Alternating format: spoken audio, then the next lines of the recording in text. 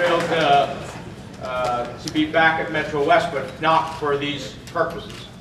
I wish that we were joining together today in community for a different purpose. I'm always pleased to be with my friends in a community that thinks not just about itself, but about its fellow citizens, who actually holds a deep view of trying to make the world a better place, far beyond. And while we strive to do that, there are critical moments in which we find ourselves in. Once again, Israelis are defending themselves against the threat of Hamas. Once again, hundreds of rockets are being launched from Gaza against innocent civilians in Israel. Once again, Israel is forced to respond in its defense with force and as much precision as possible. I know there are those who criticize precision. Well, you gotta look for tunnels to be able to find out where they are to stop the rockets from being launched into the state of Israel.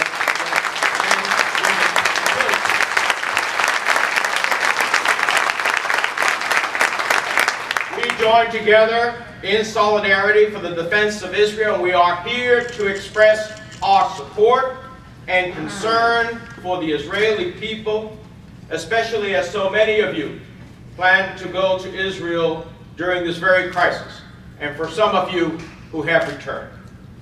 I think you may have seen the video from the Israeli kibbutz, and I know that there are prayers as well that are being offered for Israel and for those who fight for its freedom.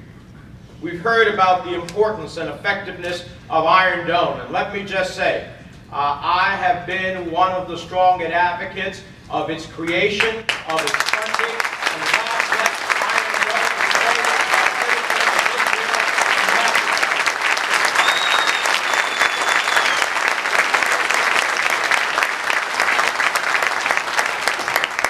For 23 years as a member of the House of Representatives and now in the United States Senate, I've always asked two questions.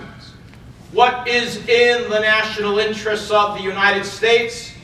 What is in the national security interests of the United States as it relates to foreign policy anywhere in the world? And for me, the answer to those two questions are crystal clear in the Middle East. It is in the national interests and security of the United States to have a strong, unwavering relationship with the state of Israel.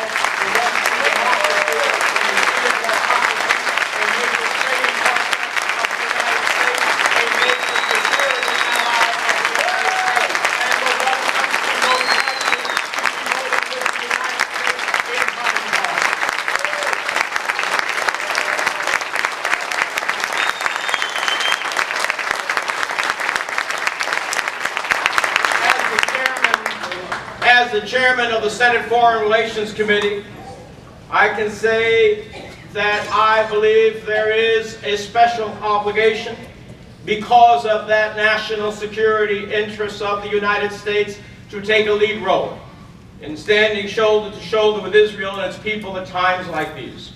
That's why you know your friends not in good times but in bad times, and that's why I authored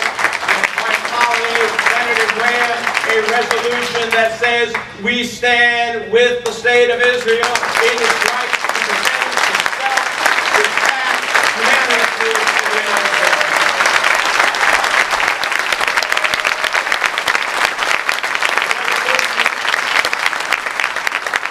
The resolution reaffirms in no uncertain terms that the United States stands with Israel as it continues Operation Protective Edge to eliminate Hamas's terrorist infrastructure in Gaza and restore deterrence so that innocent Israeli civilians can live in peace and security.